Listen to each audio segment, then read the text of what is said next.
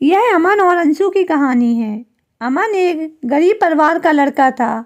पिता का देहांत पहले ही हो गया था।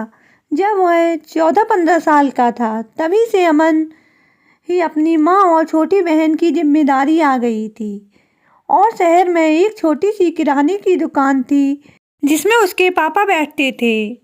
उसी में अब अमन बैठने लगा, जिससे वह 15-18 हज़ार कमा लेता था। उसी में शहर में कमरा किराए पर ले रखा था और घर पर माँ और बहन को पैसे भेजता था।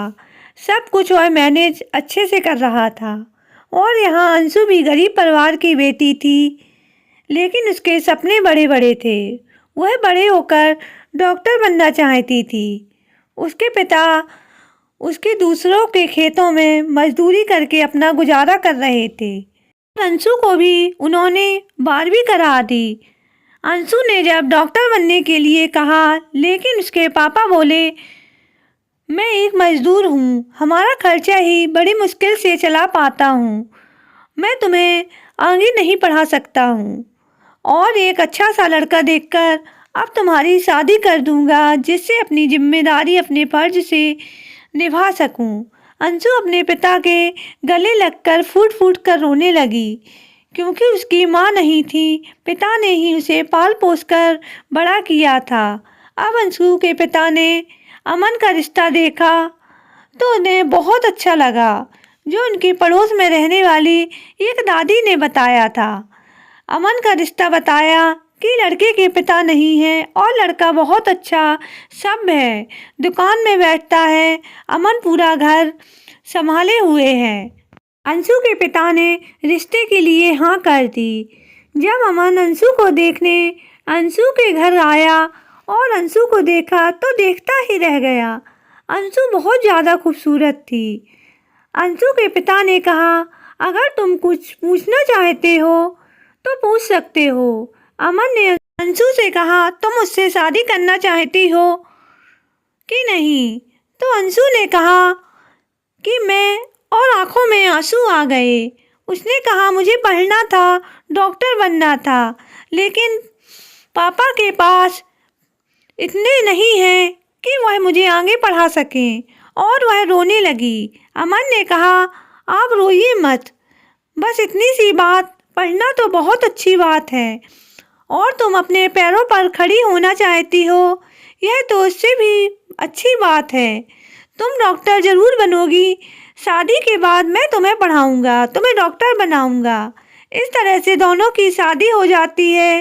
अंशु बहुत खुश थी, क्योंकि उसने सपनों में भी ऐसा सोचा था कि उसे ऐसा पति मिलेगा जो उसे पढ़ाएगा और डॉक्टरी बनाएगा। लेकिन उसे हकीकत में इतना सपोर्टिव पति मिला था। वह अमन जैसा पति पाकर अपनी किस्मत पर उसे रश्क हो रहा था।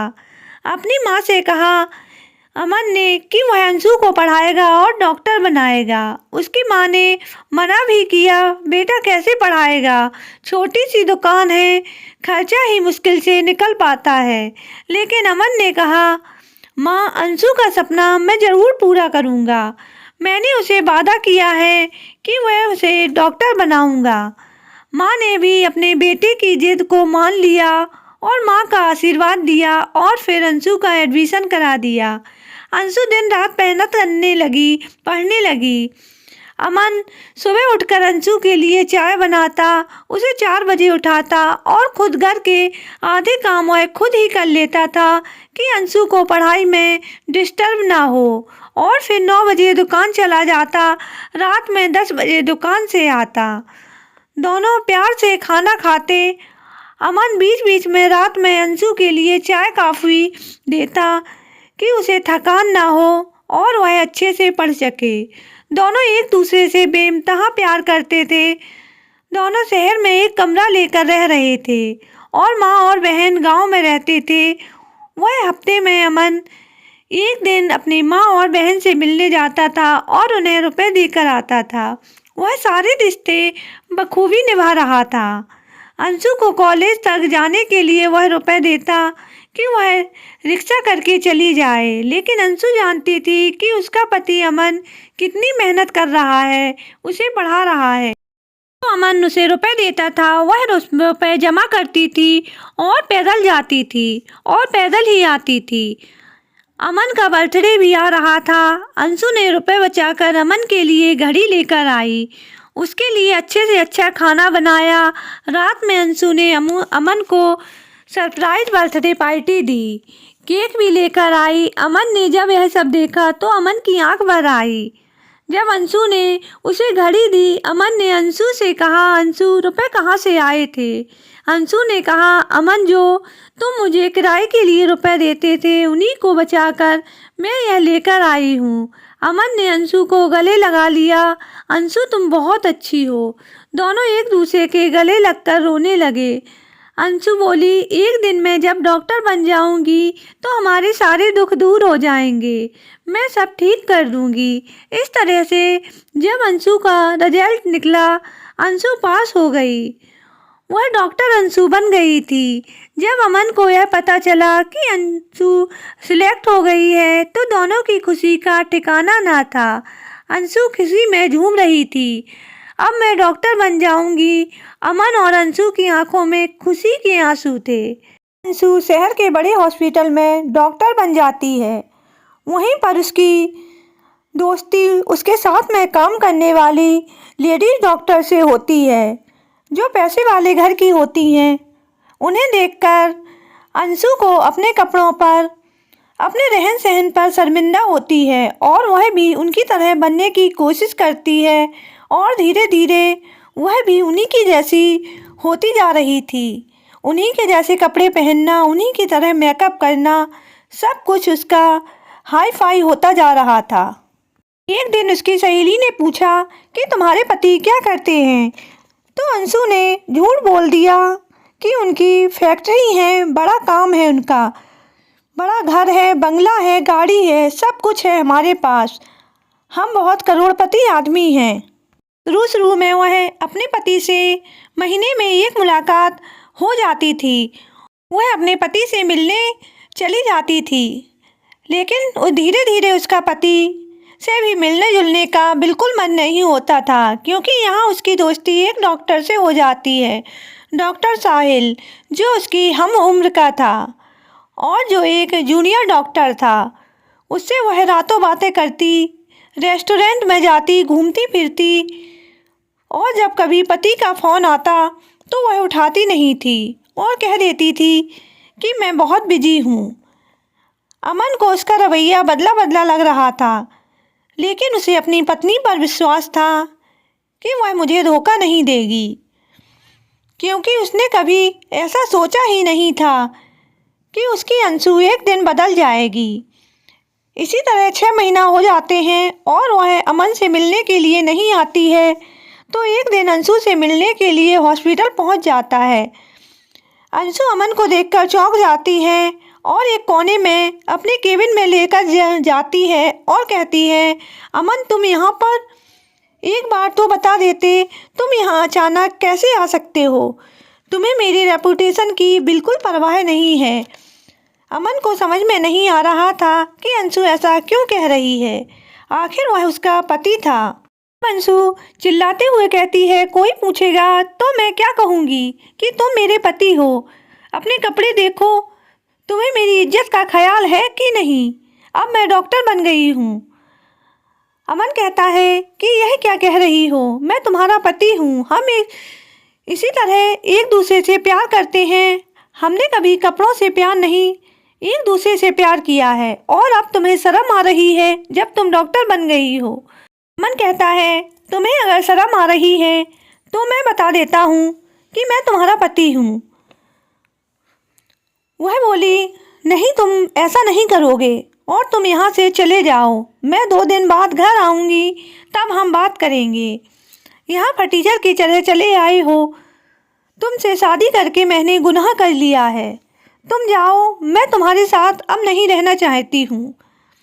अब सुन लिया, मैंने साफ साफ कह दिया है, मैं तुमसे प्यार नहीं करती हूँ, मैंने तुमसे प्यार किया, यह मेरी बेवकूफ़ी थी। अमन बुत की तरह खड़ा सब सुन रहा था। अमन की आंखों से आंसू बहने लगे। उसने सपने में भी नहीं सोचा था कि उसकी पत्नी उसके बारे में ये सब कहेगी, कभी नहीं उसे गुस्से में केबिन से बाहर निकल जाने के लिए कहती है।